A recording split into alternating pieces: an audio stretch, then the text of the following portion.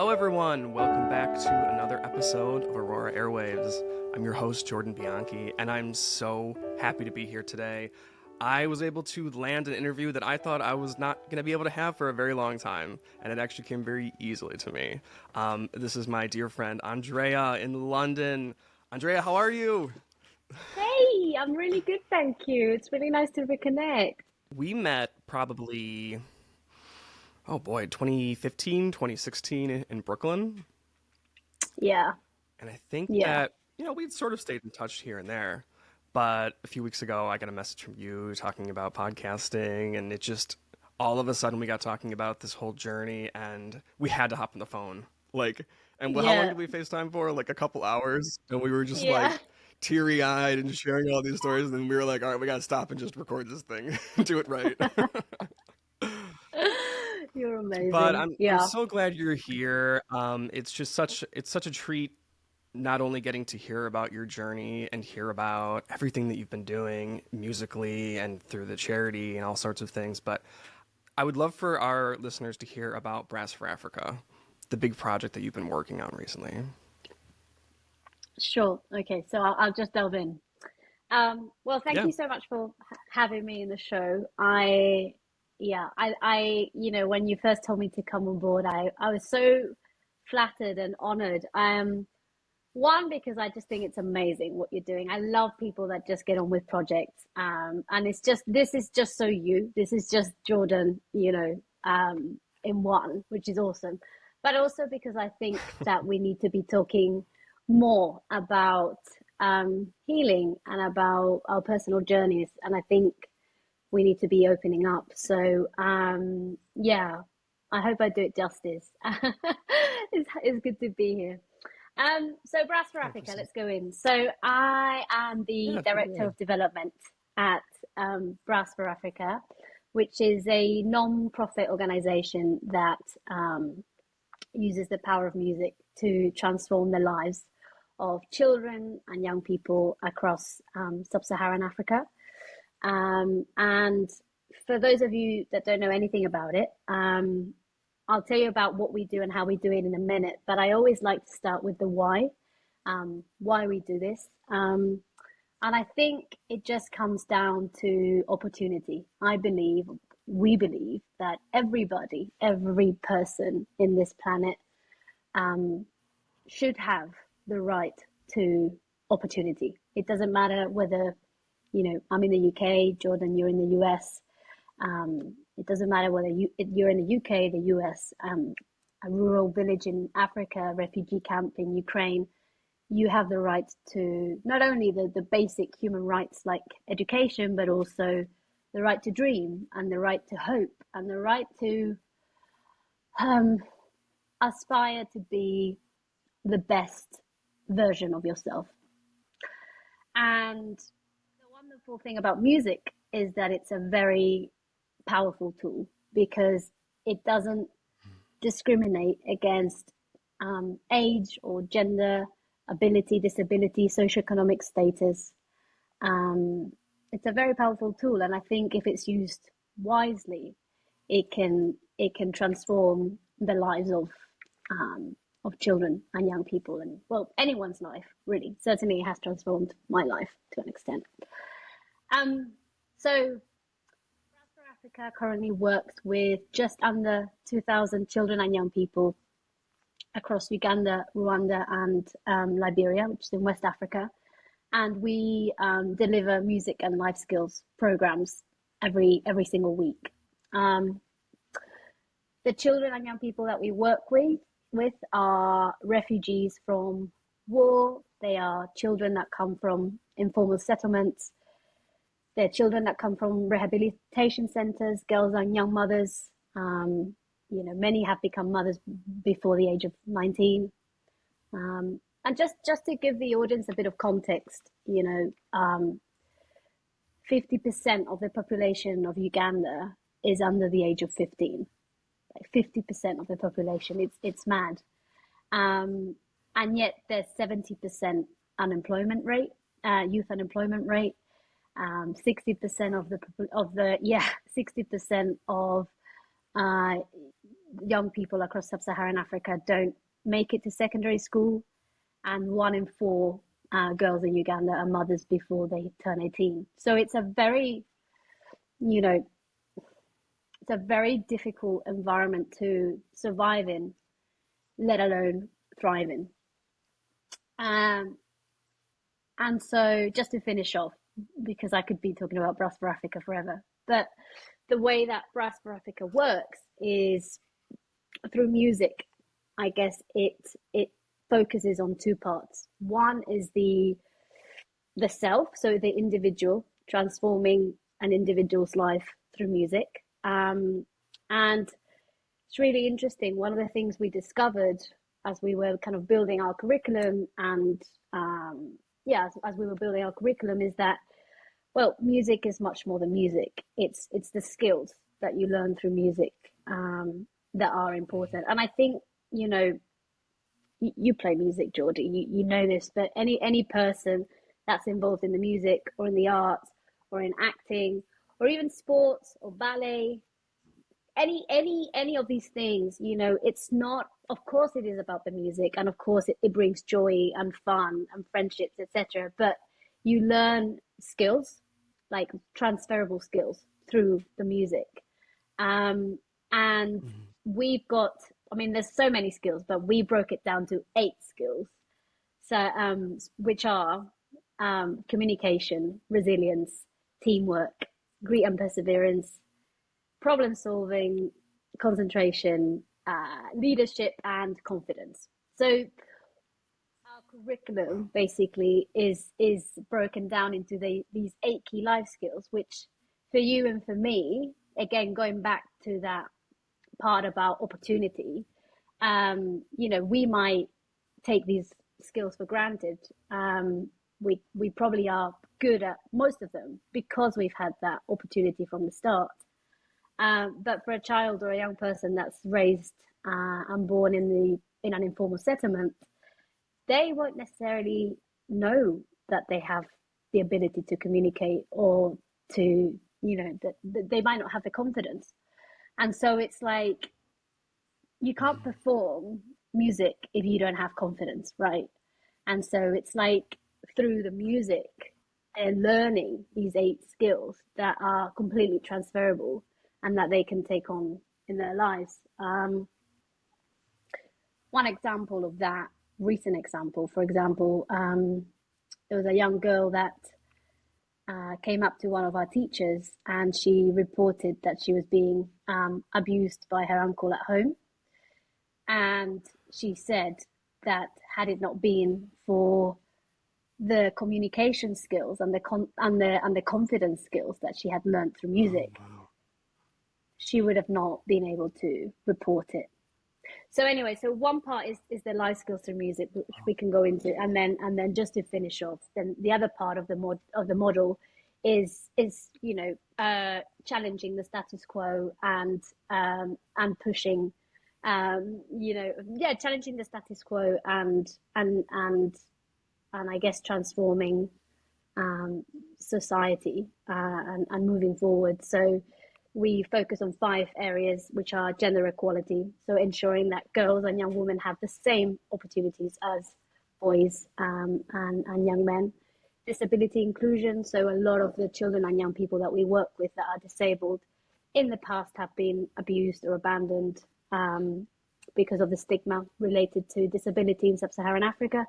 So again, through music, getting children with disabilities, with those who don't have disabilities, to perform together and change the mindsets of the communities.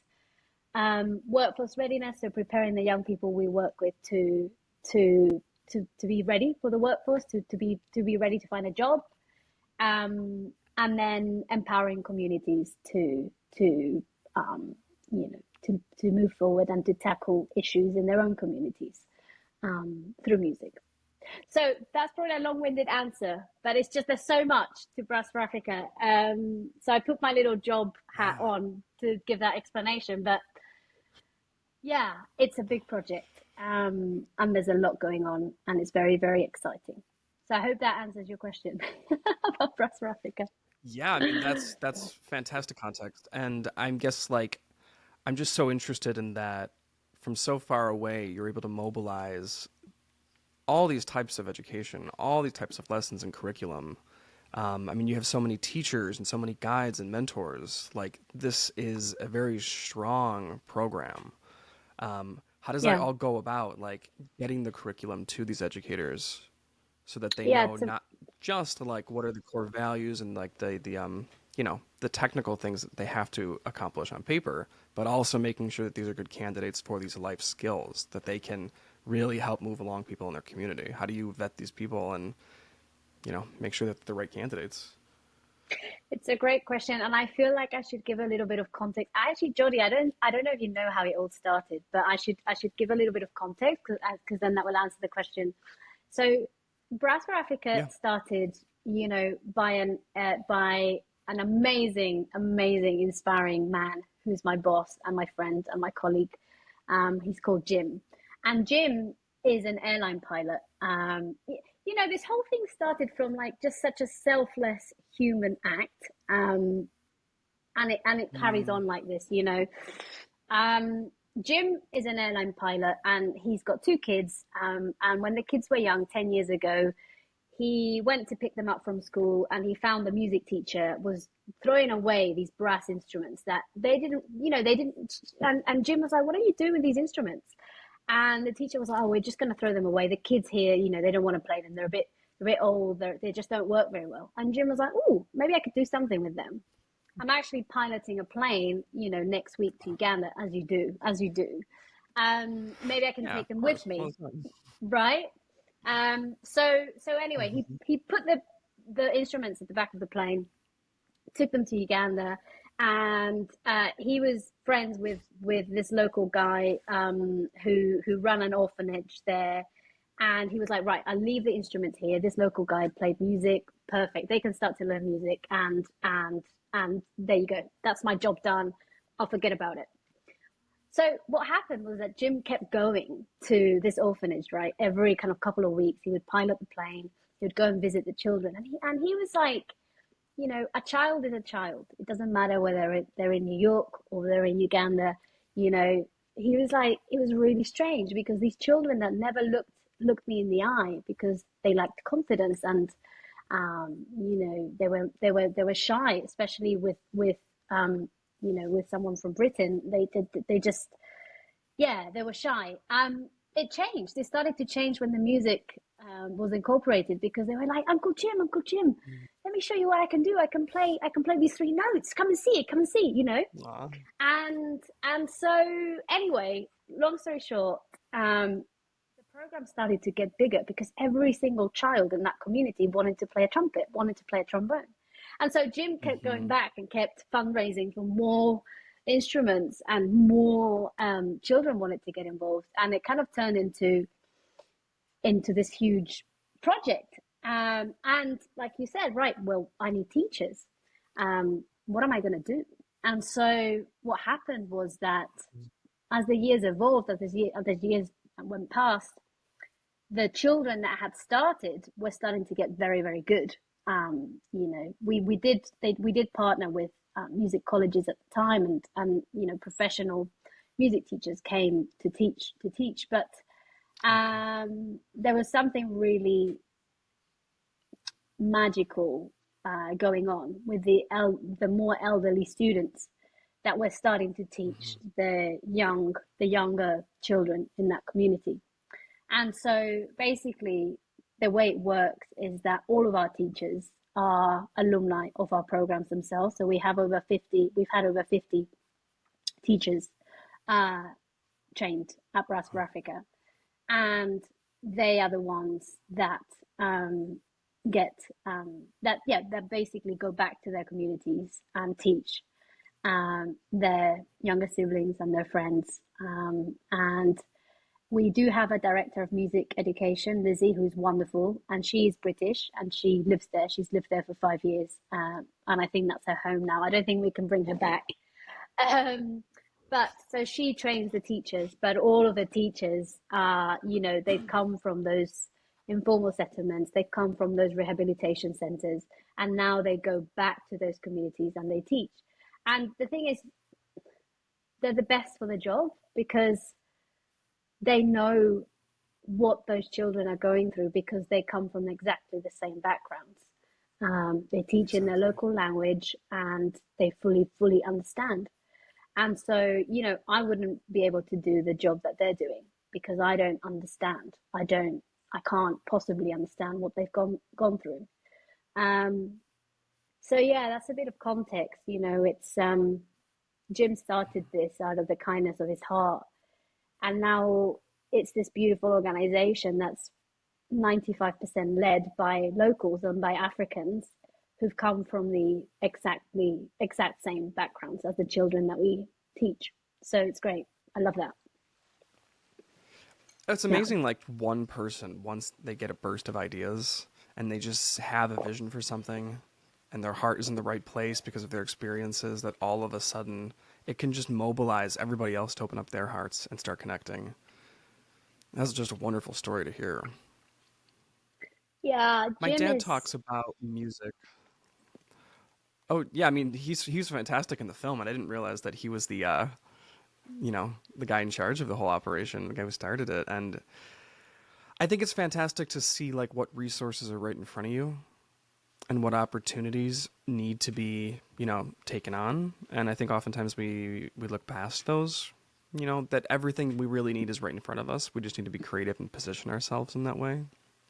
And something like music, like if you get people excited and passionate and know that they can pour themselves into what they're playing and that they can play with other people, that, you don't have to find that energy. That energy is there. And once you get that itch, it doesn't go away. I mean, as a musician, like once you know how to play in it and you open up your vision of what you can do, it's just one of the most nourishing things in the world. yeah, yeah. And I think it's also I see it in the kids, in the children that we work with. It's just for them, music is it's just life itself for them. It's honestly nothing less than that because they and the thing with brass instruments is you can't really be shy about it, right? It's like you can't really just half blow a trombone. It's like you gotta fucking blow the thing. Sorry, I'm swearing, but it's just You like gotta show up, it's man. you Yeah. gotta show up. It won't work. You gotta blow the thing, and it's just so empowering because it's like you know they've never had a voice, right? Like they haven't had a Yeah. voice. They've been born into this environment where it's been tough and it's been about survival each and every day. And now they've got this instrument and it's just like they feel so empowered. And I'm talking like a lot of them don't have passports, don't have national IDs because they were born in the streets, but they call themselves their instrument. That is how much it means to them. So like they call themselves like Michael Trombone. You know, it's like if I call myself Andrea ukulele or something. It's just like it means that much to them, and I think they feel empowered. No, I think no, they feel empowered. They choose to be fearless with it, and they've chosen to make this their life, and you know they grab onto that like there's no tomorrow, because they believe, because Hmm. I guess it's just a tool for them to really shine through and to have a voice and to show the world what they can do, despite the hardship that they've gone through. So I think that applies to all of us. I think we all need a purpose. We all need something, and I also think we all need someone to believe in us. Um, I Yeah. think we all need someone to believe in us, and that's the thing. These kids, you know, someone believes in them, and they found the tool to express themselves. And I tell you, they're not looking back. They're fearless, fearless. Yeah, I love it. I mean, it's a fantastic example of the limitations of language. That language, the way we speak and the way we speak to each other is a powerful tool. but it can't be the only tool in terms of expressing who we are as people. And music and the arts is just one of the best ways to do that. And because I think a lot of it is that, like, you know, we're talking all day long and we're listening to people talk, and there's a certain numbness that comes to it, you know, but there's something about Mm. music that, I mean, I remember picking up a clarinet for the first time when I was like 8 or 9, and it was just fantastic, you know, and I didn't want to put that down for so many years. And I think it's just, there's something when you're able to communicate who you are and not actually saying words, there is a truth to it, and there is a power. And I love that, Yeah. like, in life, to your point of like having people that believe in you and that people can show you the possibilities of where you can be and what you can do. Like, we need that. We need that. And a lot of the times it's from sources that we might never have thought we would, you know, that would speak to us or that would want to speak to us.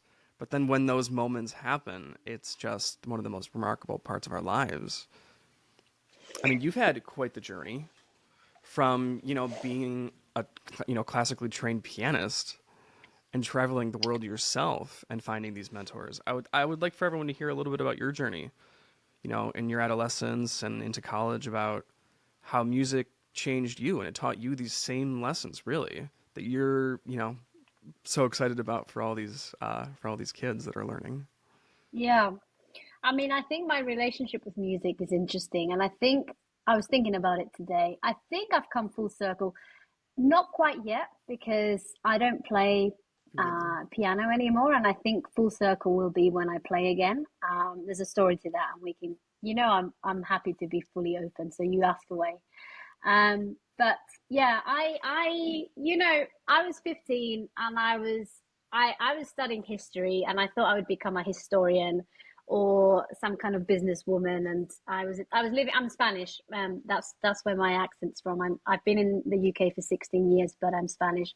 So I was studying in Spain, and I always did music on the side. I went to conservatoire in the evenings, and I liked it. I really loved music. I think it was always like, like we said, it was always a tool for me to express myself. And I found a lot of joy in that, but it certainly wasn't something I was thinking of doing professionally.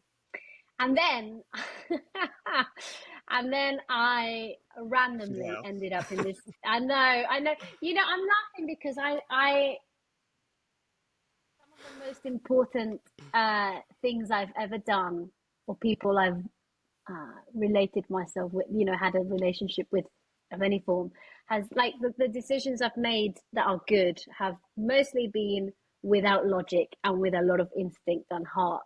And this was definitely one of them. So I ended up in a music summer school in the UK by chance and randomly, and I met this teacher, Jonathan Middleton. He's called, and he blew my mind. Like, I think then I really discovered what music was. We just clicked, and he was just this kind of teacher. We would listen to John Coltrane and Ella Fitzgerald and the greatest jazz artists, but then we'd also like listen to like Mahler 5 and Beethoven, and like go all in. And I was just like, oh my God, I don't know what, but I need to come and learn with him. Like, I just need to come here and be around this genius. And I fell in love with music. I was just like, this is what I need to do. And so I told mom, I was like, I'm going to audition to this school because it's like a boarding school. And I was like, I'm probably not going to get in. It's probably too expensive, but I'm just going to try. And I auditioned there and then, and they said, look, you can't come next year, which is what I was going for, because the spaces are full, but you can come in 2 weeks. Um, so I packed my bags, But you can come next week. and yeah, sorry, mom, it's not been 2 weeks, it's been 16 years. And sorry, mom, but and Jonathan just took me under his wing. He said to me, look, if you want to go to music college, the auditions are in 18 months. I don't know that you'll be ready, because these kids that you're surrounded by have been here in this school like 8 years. They've all been practicing 6, 7 hours, and I was just so determined. And this is the thing, like, I really believe that if someone believes in you and they don't put a ceiling, from the start, if they say, look, work hard, like strive for excellence, like really, like go do your absolute best, your full potential, no ceiling, and then magic can happen. And so, I mean, that is what happened. I worked my ass off for 18 months. I tell you what, Geordie, I went mad. He was supposed to get an hour and a half of lessons a week, and he was like giving me 6 hours, Tuesdays and Thursdays from 6 to 9 p.m. We were in that room in the basement practicing. But we did it. I got into every music college in London. I got a full scholarship, Oh, and wow. There you boom. go. But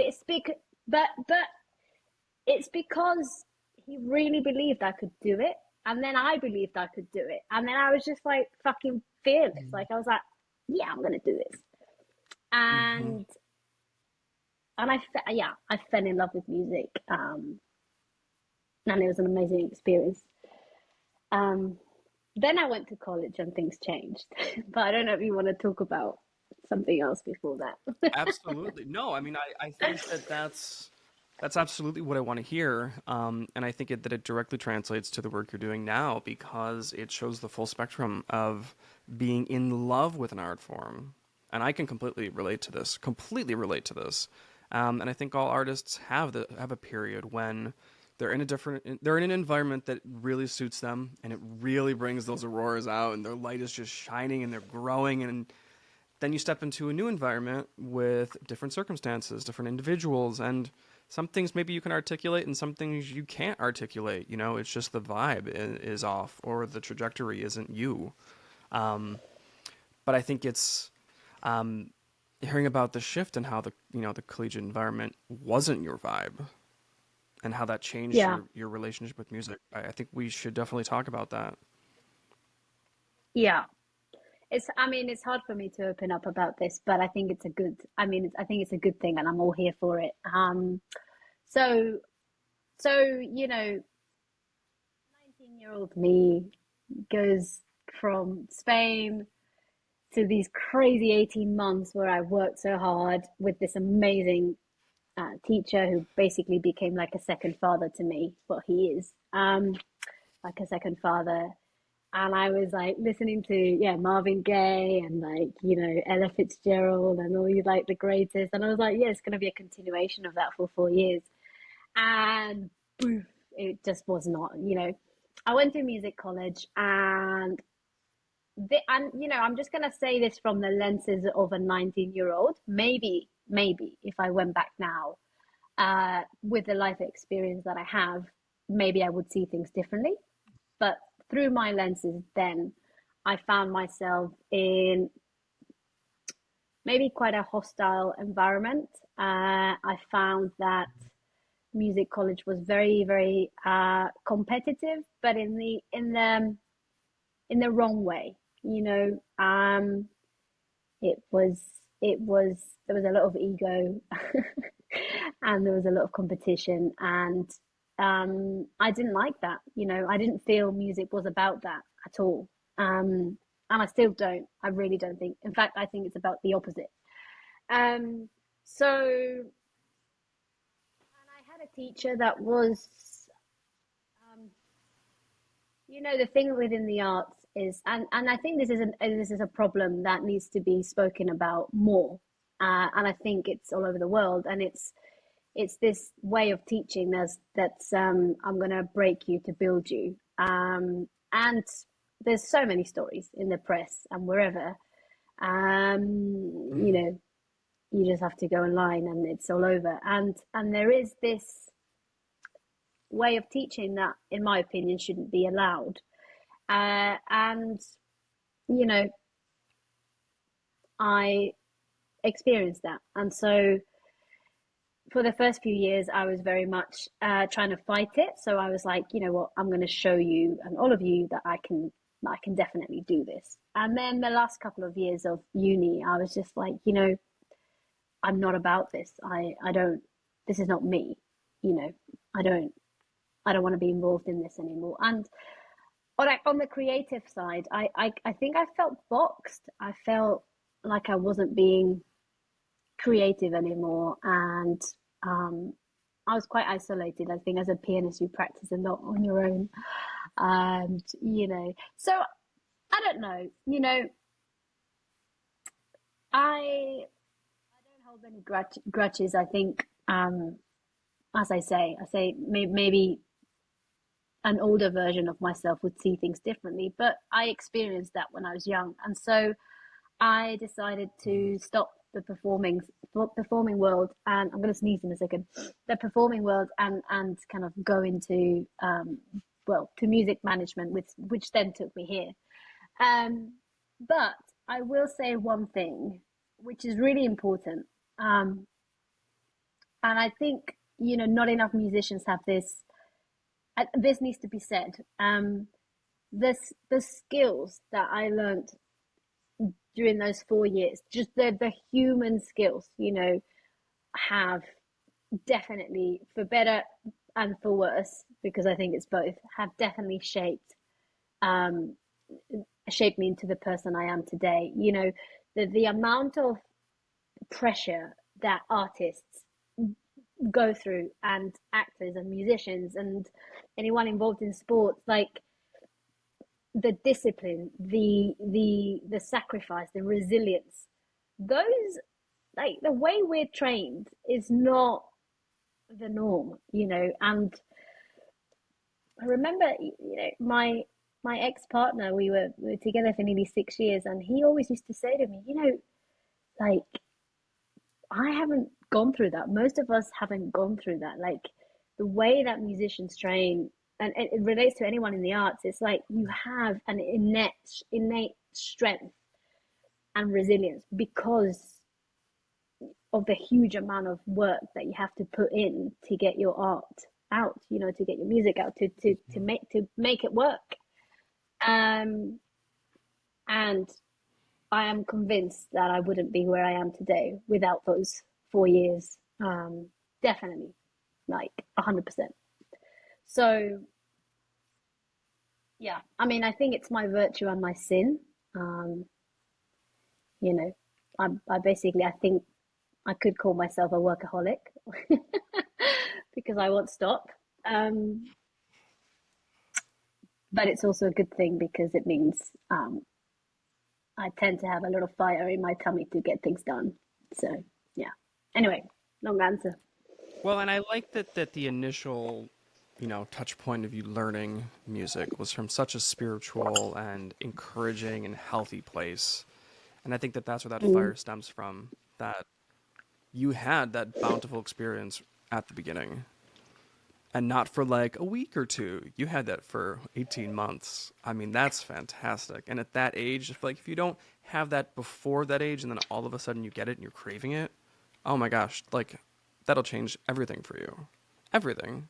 So it's wonderful that you got to have these experiences with, as frustrating as it is being around artists with ego and agendas and fear, scarcity mindsets. I mean, that was me in high school. Like, I was a part of like a very, very ambitious band that was like one of the best in the country. But with that came, ideologies and, we're better than everybody else and we have to perform at a certain level. And we did and everything, but there was so much fear. I mean, when I watched that film Whiplash, Oh, back when it came out, I had a breakdown when yeah, I I watched. yeah, I mean, Oh, the second he is in that, he's in that ensemble and the guy throws the chair or whatever, and there's my whole body was cold, and I knew, and I hadn't felt it in a while, but I was like, that was my experience as an adolescent. That was why, like, a lot of my years as a high school or student were numb, because I was in this environment where I was told I was the best, but to be the best, you have to be there for somebody else's agenda. There's no creativity. There's no creativity. It's understanding what it is, or you are going to be screamed at, and you're going to be it's sworn just at. wrong. It's And just wrong. it didn't click until later. it's wrong. And I look at like my upbringing of like my dad as a pianist, and you haven't met him, but you know parts of my family, my aunt and uncle, Pilly, who was on episode eight or nine, something like that. I don't remember. But I'm her biggest I fan. was raised with a very different energy. Yeah, you're like basically you're an adopted family member at this point. But I was raised with this like love of music, you know, and like with my dad saying that like music is the vessel to get to someone's soul, and that's how he teaches. Right. Like Yeah. completely different things. And so, you know, I had to shake that also of like I absorbed a lot of the ego and a lot of the agendas and the building up of things for legacy, and that's all fucking bullshit. Like music is about expressing your love of being alive and your love of connecting with people and the sensitivities you have as a person.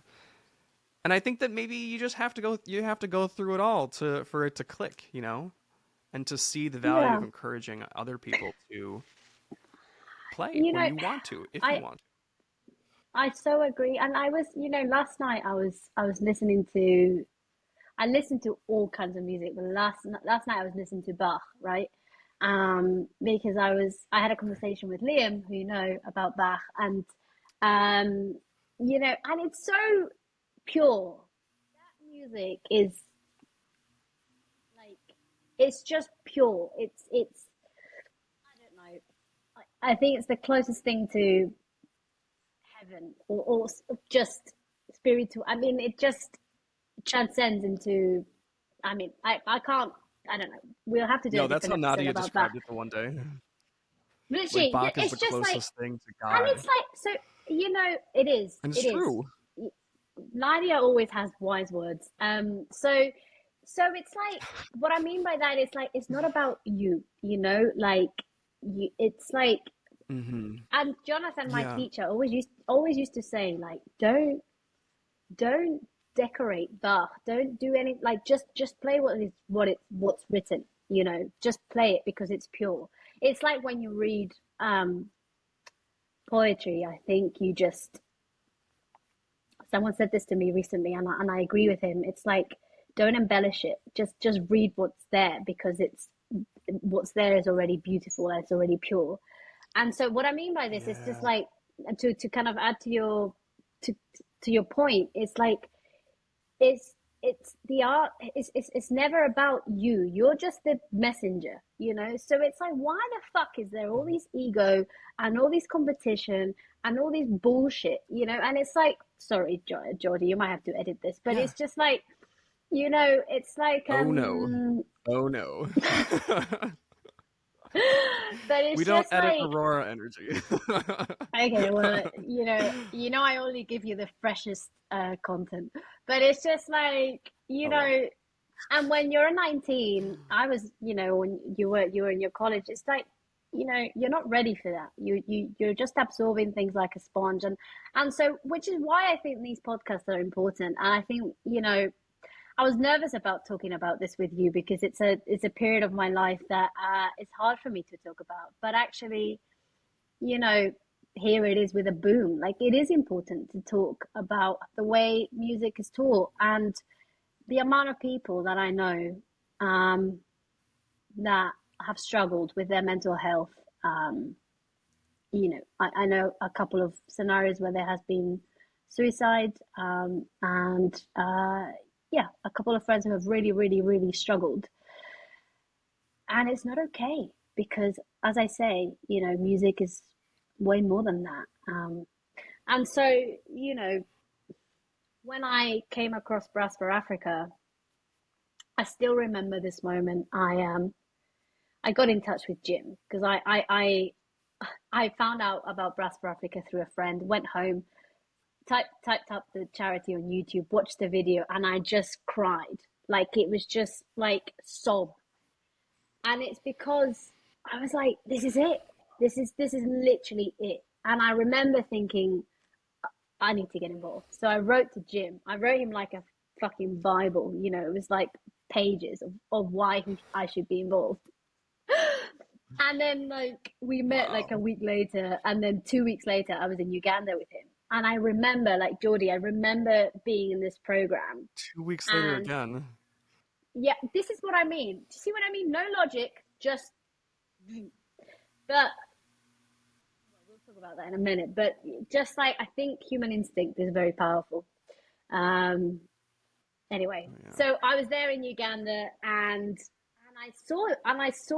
remember being in this place called St. Leonard's primary school and seeing these kids, right, play music, and it's like I went back to that room in the basement with Jonathan, play music, and I was like, yeah, this is what it is about. This is what it is about. You know, it's about connection, and it's about empowering each other, and it's about bettering ourselves through music. And yeah, 3 weeks after that, I quit my job to go and work for Brass for Africa. So anyway, yeah. How have you been empowered through this job and through the connections that you've made with all these people in Uganda that are learning music for the first time? How has it empowered you? How has it changed your perspective with what it means to work? I mean, when we were talking the other day, I loved, and I told my friend about this, that you call this job your work. It's not a job. It's not something you do. This is your work.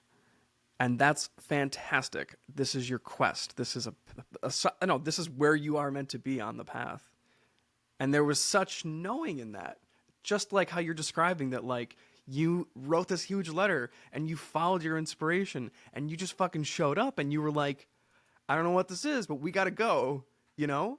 How has the journey continued to educate you? Like, I want to know because I want to learn this stuff, you know? Oh my God, you're gonna make me teary. Oh, And this is I genuinely mean how it. I feel about it, because like this is what I've seen through Instagram and through the stories that I've heard from Jan Pillay the past couple of years of just like this amazing journey that you've been on. Yeah. To see the growth No, from afar has been palpable. stop it. Um, I mean, I feel so privileged. Honestly, honestly, Geordie, when I go to bed, uh, and I think about the people that surround me, the people I work with, um, I just feel like I don't know. I feel very privileged. I think that, you know, I don't know if you've ever heard about Maslow's hierarchy of needs. So Maslow was this like 20th century psychologist, and he basically came up with this pyramid, this kind of motivational theory, this pyramid of human needs. There's five, right? And it's like at the very very bottom is the physiological needs. So like, what do human beings need to survive? Food and water. Start with, you need that to survive. Then after that, you need safety. So everyone needs like a shelter. You know, we need shelter to survive. Then there's the sense of belonging. Then after that is self-esteem. And then after that is like at the top of the pyramid is self self actualization. So like fulfillment, and that's where you dream. That's where you were inspired, you know, and yeah, where you dream to kind of be the best version of yourself, I guess. And I think that I have been very, very privileged to have an incredible family, who have given me everything and more than I have ever, well, just I've had an incredible support system. And I would say, if I look back on my life, that I've probably been at the top of the pyramid most of the time. If it's not at the very top, it's been, you know, somewhere along the first and second block. And maybe that applies to you as well. And maybe that applies to most of us, to the audience listening to this. And what struck me is that, the children and young people that I work with have been at the bottom, or are currently at the bottom of that pyramid. It has been a constant struggle to survive. Like I said, most of them are street children, They head families as children. They might be 17 and have two children to look after on their own. Like life is tough, really, really tough. And what I still can't get my head around looking at them, and the reason why they inspire me so much is that despite the circumstances that they're in, they choose to be fearless. Like and not only, they don't only choose to survive and get along, they choose to be fearless through music. And in that decision, they then inspire the rest of their community. So, for example, let me give an example. Samaya, right? I mean, I have so many stories, but yeah, Samaya, she's this incredible young girl who was raised in Kampala in one of the largest informal settlements, I should say, called Namuwongo. Now, she was raised with, I think it's 6 siblings, all of them boys. And so she was told from a young age that she was supposed to get married and, raise children, and that she wasn't allowed to go to school because she's a girl. And girls and young women in Sub-Saharan Africa, are victims of inequality and discrimination and injustice. So Samaya came across Brass for Africa, and she was like, Dad, I want to join the band. Like, I really want to join the band. And her dad was like, no, you're not joining the band. You're a woman. This is the thing for boys. And in fact, music is considered a male activity in many Sub-Saharan African countries. And Samaya, I don't know the full story of how she wiggled her way in. I think she don't quote me on this, but I think she faked a certificate, like she faked a parental, signature thing, where it's like, but basically awesome. She not only joined the band, she chose the fucking tuba, right? Which is like the biggest brass instrument that there could possibly be. And I think she's the only African woman that plays a tuba. So anyway, Samaya decided to play the tuba, and anyway, she she's amazing, and she walks around, Namwongo, the informal settlement, with this huge tuba. She is now a trained music and life skills teacher at Brass for Africa. She has traveled to the UK. She has traveled to Spain to perform with orchestras. She has been in Gaborone with me talking at the Forbes 30 Under 30 summit. And yet she's done all these things, but her favorite thing is to go back to her community and to inspire girls and young women that are like her. So that, she always says, if I can do it, then they'll believe they can do it too. And so it's like, how can I not be, my life's changed. Can you imagine like being surrounded by people like this all the time? And it's the joy as well that they have, I think I said this to you the other day, but my friend Ursula, she came with me to Uganda. She's 91, by the way, talking about inspiring people. You should have in your podcast, Ursula's she's awesome. And she came with me. She came with me to Uganda, and she was like, it's the joy, it's the energy that they have. She was like, I wish I could just put their energy and their joy into empty jam jars and give one little jam jar to every person in this planet. And she was like, if I could just do that, then this world would be different.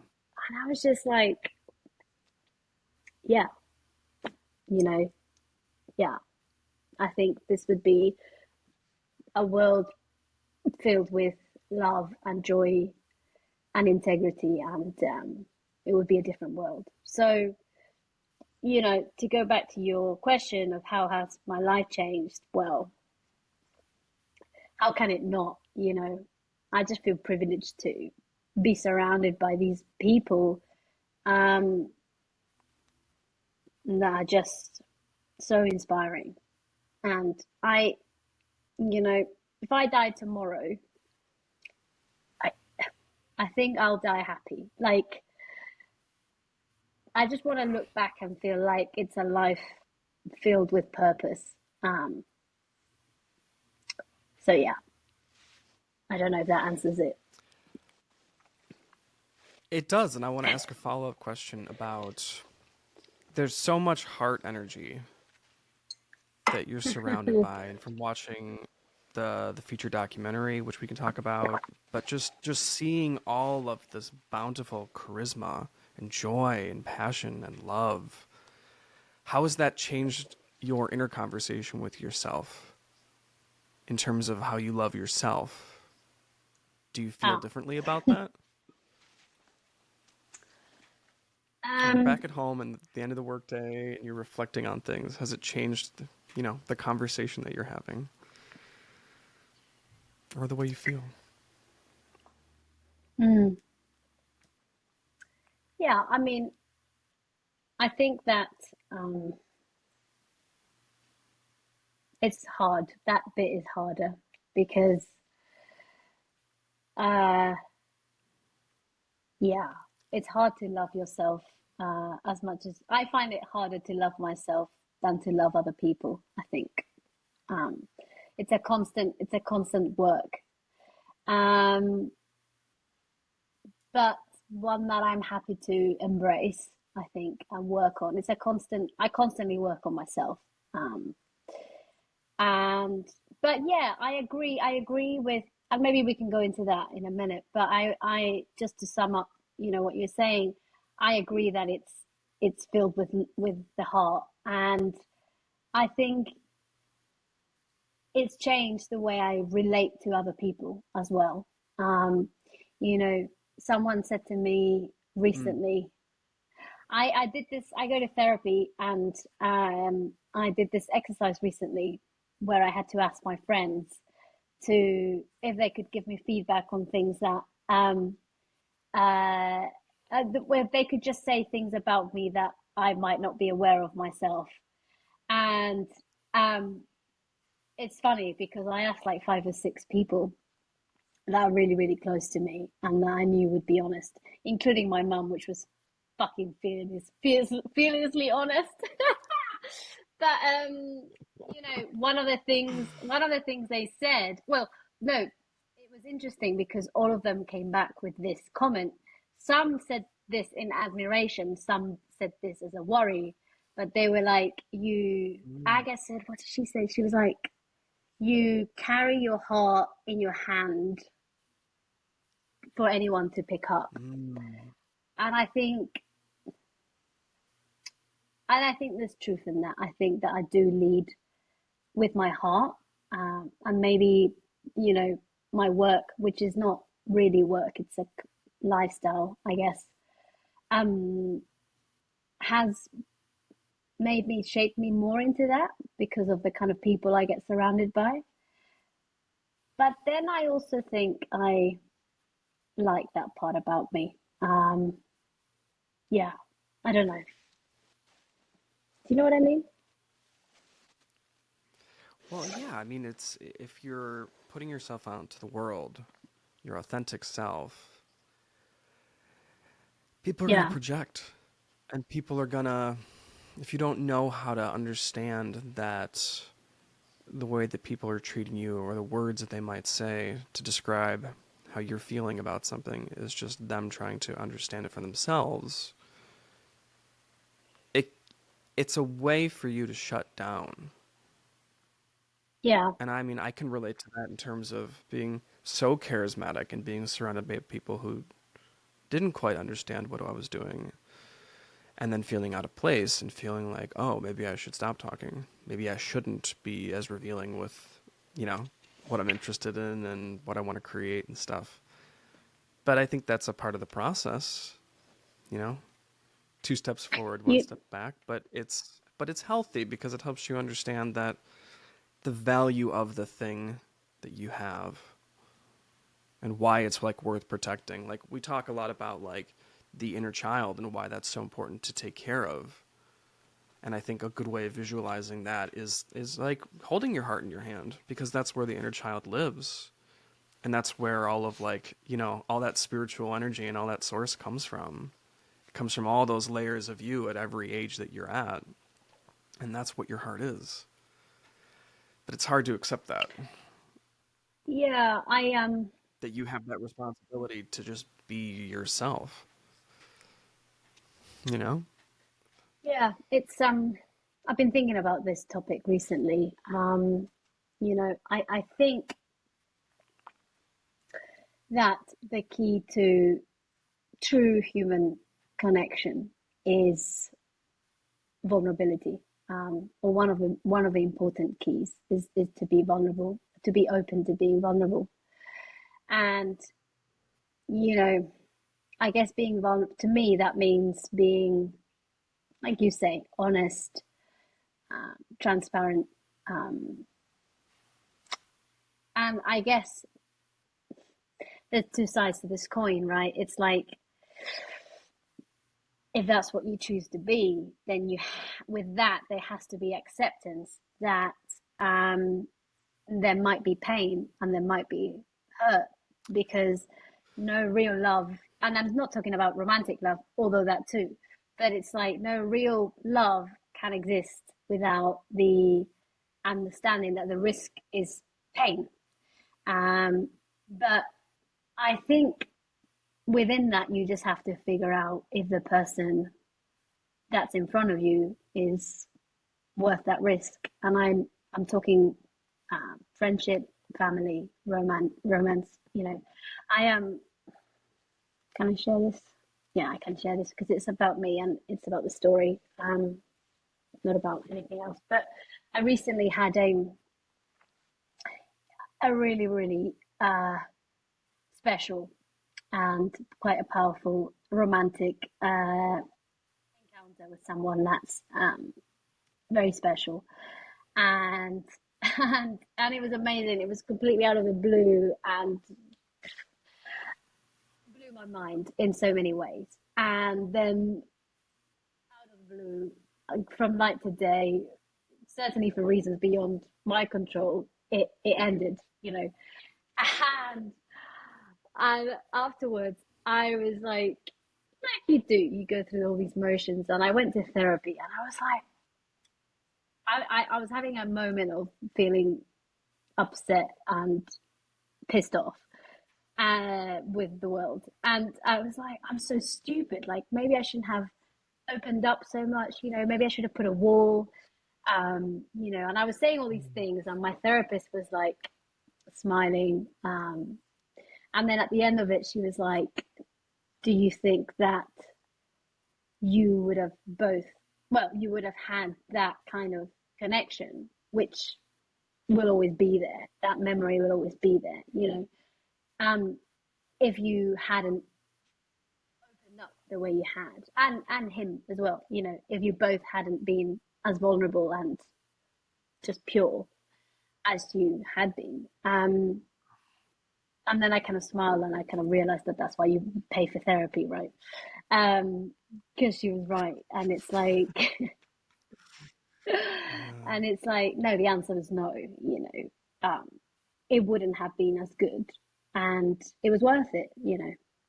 So I don't know. We've digressed, but it's just like, I think it's important to, there needs to be some heart, um, yeah, and some vulnerability, I believe, to get the most out of the experience or the human energy.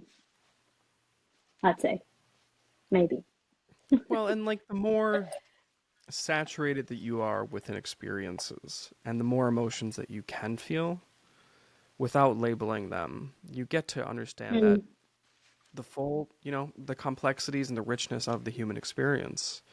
And I think that's what all of these young musicians are faced with, and why there is so much joy when they play. I mean, for me, watching footage of these, adolescents like playing music, oh my gosh, I was like, I didn't have that at that age. Like, this is No. incredible. This is like a full body experience for everybody, and I think that that comes from having that, widening the spectrum of experience and being vulnerable and trying new things. And I mean, we can, maybe this is a good time to segue into it, but you brought up the poem "The Guest House" by Rumi last week, and it's just been on my mind this Oh whole yeah. week of how gentle we can be, and how humble we can be with our human experience. I think you should read it for everybody that hasn't heard it yet. What, the guest house, the poem? Yeah, Sure. because yeah, I mean, I love Yeah. I love Rumi, but this one in particular. I mean, it's funny because yeah, this poem is like I'll read it. I don't know that I'm great at reading poems, but I'll give it a shot. So this is a poem called "The Guest House," which I, shared with Geordie last week because we got talking about emotions and stuff, and then he thought it would be a good idea to share it with you guys. So here it goes. The Guest House. This being human is a guest house. Every morning, a new arrival, a joy, a depression, a meanness. Some momentary awareness comes as an unexpected visitor. Welcome and entertain them all. Even if they're a crowd of sorrows who violently sweep your house empty of its furniture, still, treat each guest honourably. He may be clearing you out for some new delight. The dark thought, the shame, the malice. Meet them at their door, laughing, and just invite them in. Be grateful for whoever comes, because each has been sent as a guide from beyond. Rumi, there's so much. It's just like, That dude fucking gets it. how did he get it in the 13th century? And we're still here trying to work it out. Like, you think history would have given us some. Um, Well, yeah. I mean, it's like that idea, kind of what you were talking about a while ago in this chat of like music is not ours. We get to experience it, and it reminds Mm, me of you know, it just reminds me of the spiritual practices of the world, that it's something that you get to partake on, but it's not something that you own and control. And I think that reading a poem and hearing a poem like that, it just goes to show you that we're all like, this has already been experienced. Maybe not exactly how we've experienced it in our own way, which makes it unique and just incredibly special. But this journey of being human is something people have been doing for a while. And then you yeah. stumble upon something from centuries ago like this, and it's just like, we're all people. We all have the capacity for greatness, and we are all great, but we can learn to be who we truly are. And I think that that comes from that smile and that laugh. Yeah. I you know, I've been reading this poem every week for the last few weeks because I think I'd say maybe right now I'm going through a period of change and transition in my life. And sometimes change is welcomed, but change sometimes can be hard. And with change, well, I think part of being human is having all of these emotions. The ones that Rumi talks about, the shame, the malice, um, the joy, the depression, and it's this mixture of emotions. And I really like that bit in the poem where he's like, invite them in. And I think it's important to talk about this uh, more. Like the world needs to be talking about it more. Like these feelings are necessary.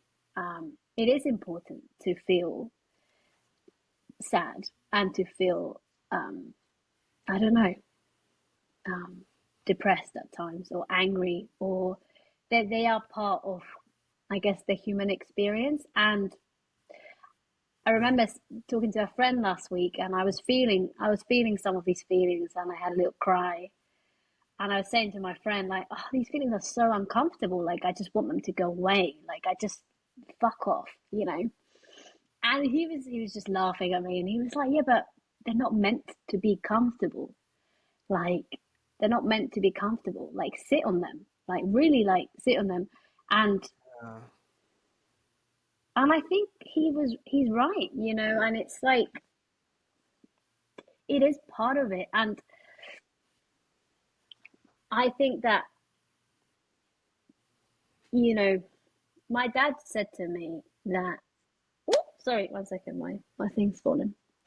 My dad said to me that no strong tree, like every strong tree has strong roots.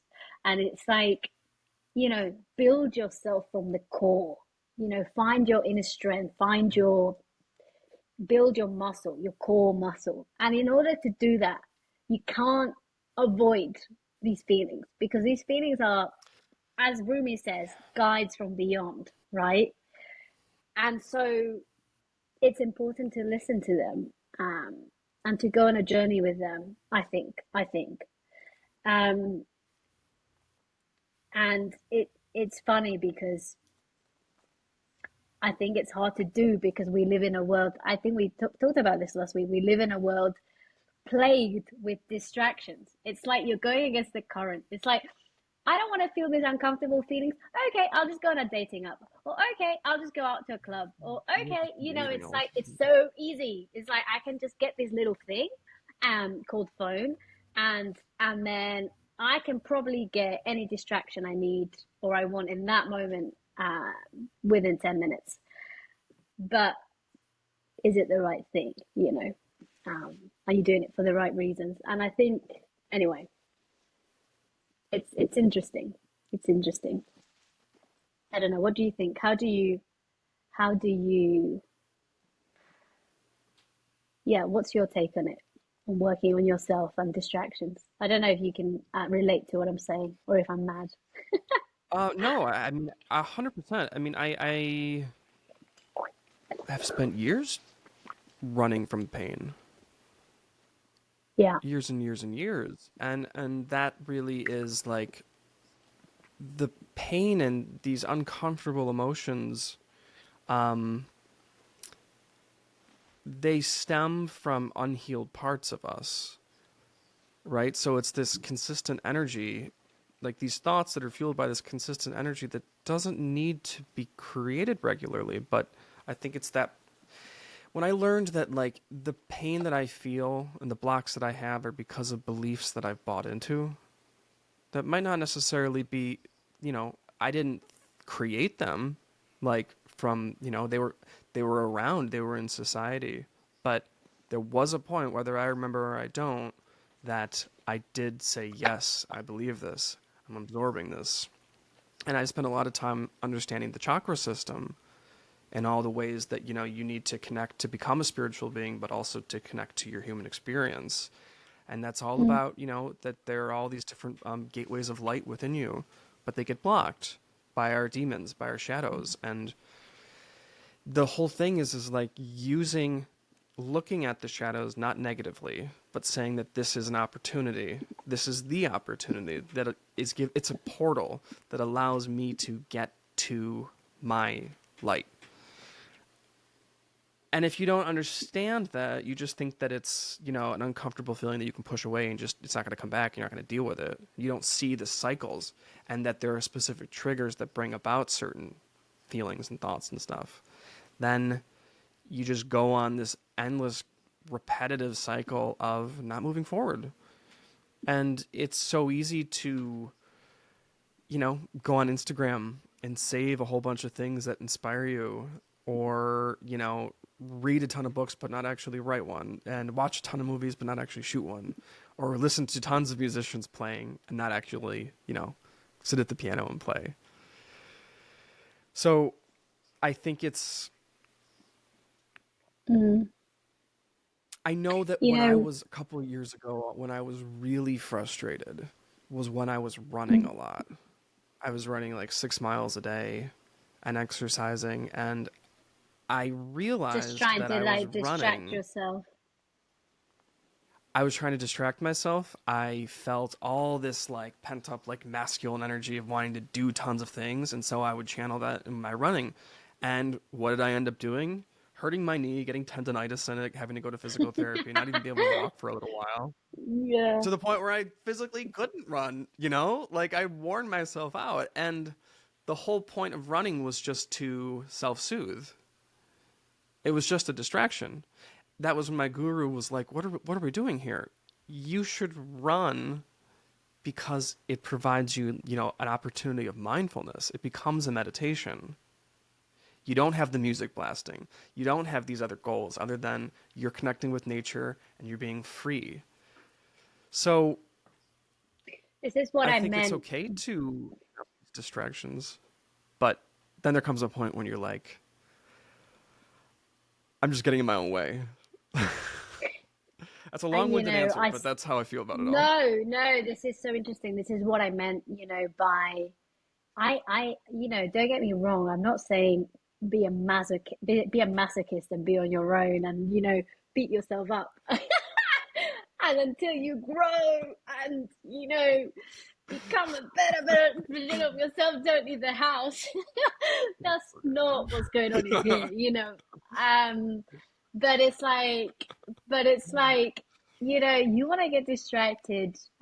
You want to go have fun. In fact, go have fun, and do all the things that bring you joy, but do it for the right reasons, I think is what we're both saying here. Don't do it Mm-hmm. as necessarily as a means um, to distract yourself as a means to run away from something that maybe you need to look at. But I also think that everything in its own time. I haven't. Not everyone. When the right time is for yourself. I think. Like I've certainly run away for a very long time from what happened at music college. I closed the lid. I was like, not ready to talk about that. Not ready to face it. And it was like 8 years after music college that I watched, well, 7, that I watched Whiplash, and I had a nervous breakdown, and I was like, okay, maybe I should open that cupboard because there's a lot of things there that I need to resolve, and I did, and I'm in the process of it. So I think, yeah, I'm gonna give you two, not one, Geordie, two really cool quotes that you being you, you're gonna love about this. One is from Rumi, and the other one. And the other one is from James Baldwin, the civil rights activist. So Rumi said, "Your task is not to seek for love, but merely to seek and find all the barriers within yourself that you have built against it." So, you know, it's like the love is always Wow. there. Yeah. The light is there. It's just you're putting these obstacles. So, and then uh, what you were saying reminded me of something that James Baldwin said, which was, it was solitude. What was it? It was, hang on, I've got it somewhere. Hang on. Oh, yeah. Solitude is the home of the strong, and silence is their prayer. So, um, it's important to be with yourself. I think I get from that, um, and to spend time with yourself, not alone, but just to not ignore the feelings. I think to not ignore yourself. How to get inside. I knew you'd love it. I loved it. Oh man, I'm breathless. I'm coming Just up with like, all the good ones. oh man, if I didn't have to ask questions to keep this moving, I would just stare out the window and like look at a leaf on a tree for a long time. That's how I read books. Like, Hey, I oh, it get takes me that a forever to lot. read a What can book I because I read say? a good line and then I'm like, wow, what a great line. I'll think about this line for the next half an hour. Oh man. You How know do what? you I knew feel we'd that get right in the feelings. how do you feel that these young musicians Mm. that are holding instruments for the first time, sure, there's a lot of excitement. There's a lot of, they're seeing their peers getting into music, trying these new things. They're hearing music in the streets now, and it's just this fabulous experience. How are they obstructing themselves from this opportunity? A lot of times when we have opportunities, we don't always say yes and go for them. There's always infused self doubts, self confidence, self esteem, autonomy. Um, what are certain barriers that the students have to go through to pick up an instrument for the first time? Oh, that's a really good question.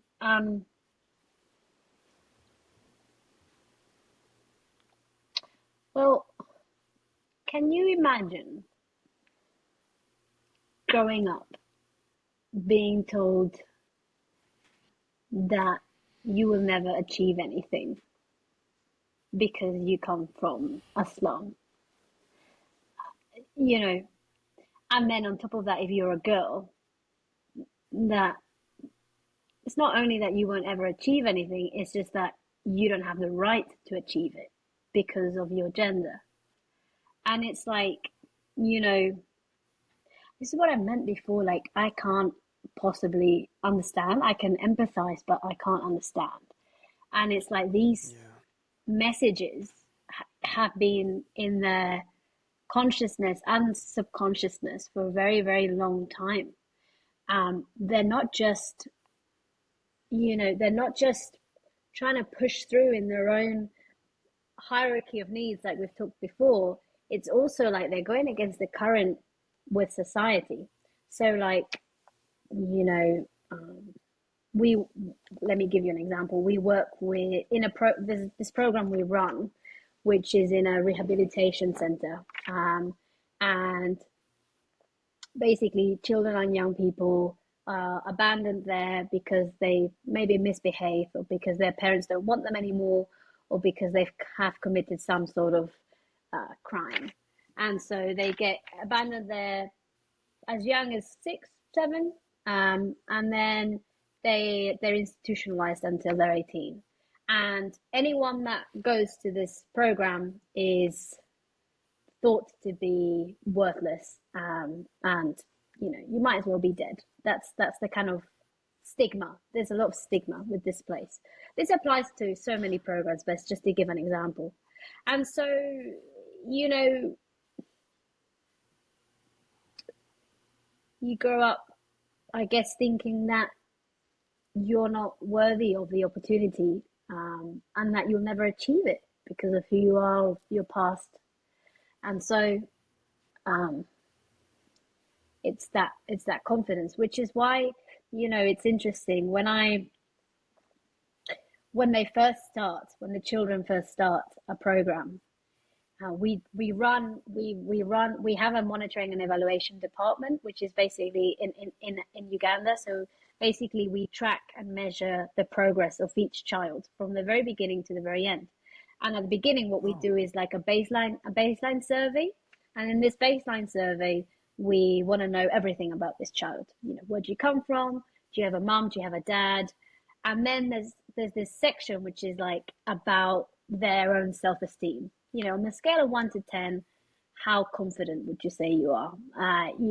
How do you find it easy to communicate with people?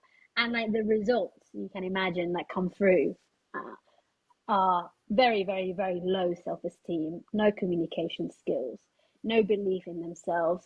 And that's how they start. Day one is usually looking to the floor, very like excited because it's still a child with a trumpet, which is a shiny instrument, which by the way, for them, it's like, I've got gold. Like this trumpet, it's gold. Like, I'm touching gold. So there's a lot of, there's a lot of excitement there, but of course they've got this innate lack of self-belief, I guess.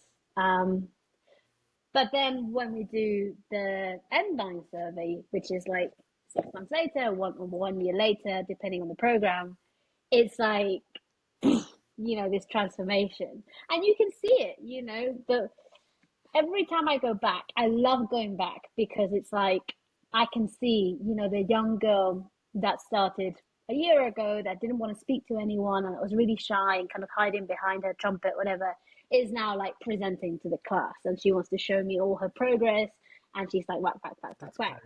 And it's like you can see it, and Jakob is another very powerful story. He's amazing. He is a child that lives with, a young person that lives with autism, and disability is something that's very, very misunderstood in Uganda. In fact, a lot of the time, children and young people with disabilities are caged, so they're like literally in a cage during the day because it's just so misunderstood. They think they are demonized or there's some cultural myths and there's a lot of stigma, and Jakob's had a really tough upbringing and he was non-verbal. In fact, when we started a music program in this center called the Dorna Center for Autism, which is where he lives during the day, we thought he would never speak. And so when we did the baseline survey, we couldn't really do a lot with him because in terms of information, he was just non-verbal. And 2 years later, Jakob is now, he speaks. He leads the band. He's been on television presenting his band. And it's all through music, It's given him the confidence to quite literally find his voice. Jordan and I have so many stories. That's but it's like, it's talking about finding Aurora light, Jakob is pretty spectacular. And then you can imagine what that then does to the people around him, his community, who, he's probably grown up being told that he won't ever achieve anything and that he's a loser, or, that he's just possessed by the devil or whatever it is that he's been told. And now he's like, you know what? I may have a disability, but I've just been on television actually, and I can lead my band and I can play music and I can inspire the rest. And so this is the power of music. Like, we're tackling these societal issues through music. Suddenly people in his community are accepting that disability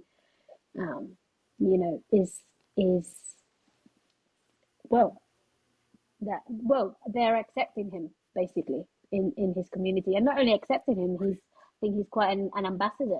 He's quite an inspiration. And I would add one more thing to finish off, which is, it's not my quote, but I live by it because I think it's so good. I don't know. Do you know who Marie Colvin is? Probably not. She was a war journalist and she died in Syria, and her story is amazing. She's amazing. if you don't know who she is, go read about her. But she said something, and I read this a couple of years ago, and it really resonated with me. And then I read it again, like by chance, like last week, and I was like, yeah, that's it, And she said, be passionate and be involved in whatever you believe in, and do it as thoroughly and honestly and fearlessly as you can. I'm going to say that again. Be passionate and be involved in whatever you believe in, and do it as thoroughly and honestly and fearlessly as you can. And I think that's it, you know, I think that's whatever great. you're doing, whatever you believe in, you know, do it to the full potential. Do it like there's no tomorrow, I think. And the same with relationships, you know. I think it's worth it with people. I mean, not, you know, with human relationships. Well, to everyone who's listening and watching, you heard it right from the source. We all have homework to do, but man, oh, dude, I'm so happy that you joined me today. This has just been so wonderful, and I can't wait to have you back in the future once you've had even, even more experiences. You've been to Uganda again. I mean, what are the next couple steps for you with the program? Yeah, so I'm quite excited. I am moving to Uganda pretty soon. So I'm going to be kind of continuing my journey with Brass for Africa in East Africa. And you know, me being me, I have no idea what the plan is, but I've decided to throw myself into it and figure it out as I go. So Mhm. so I'm really excited about that. And then yeah, I've got, you know, the fire in my tummy's back. It's good. You know, I I was saying to you, I started to do a little side project where I've started this blog. It's not even like a vlog with a V, because then that would be kind of cool, but it's like a blog. It's like a good old nerdy blog where I'm like, yeah, where I've like started writing you know, about all of these stories and adventures. And I'm sitting on so many notebooks from the past few years from traveling. And I just think some of these stories, like the ones I've shared today, just need to be heard. So I've started Mhm. doing that, and I'm really excited. I'm going to start a podcast, which is why we got in touch in the first place, which is awesome. So yeah, and then, you know, that's kind of the professional side, and then on the personal side, I'm just riding the wave. I'm just trying to do the best I can, and you know, and learning about myself every day, and trying to stay true to myself. So yeah, I look forward to coming back, maybe with more stories to tell. But it's been so nice to do this, and I, you know, I don't know if it's been helpful for anybody, or you know, I hope that the stories have inspired you, like they inspire me. And thank you so much, Geordie. You're so awesome. We did it. Awesome. How can people find out about you and follow you and Brass for Africa, things like that, if they want to learn more Yeah, or sure. even So help Brass out? for Africa, yeah, so Brass for Africa, www.brassforafrica.org. You'll find everything there. And me, my blog is coming out soon. So maybe you'll find me. But yeah, you just type my name, Andrea. Geordie just put my surname in the post and stuff. And yeah, feel free to connect. And yeah, I'm around basically. Always up for human connections. So yeah, send me a message if you want. Love it. Well, thank Love you it. so much. Thank you so much. We'll talk soon. Talk soon, darling. Speak soon.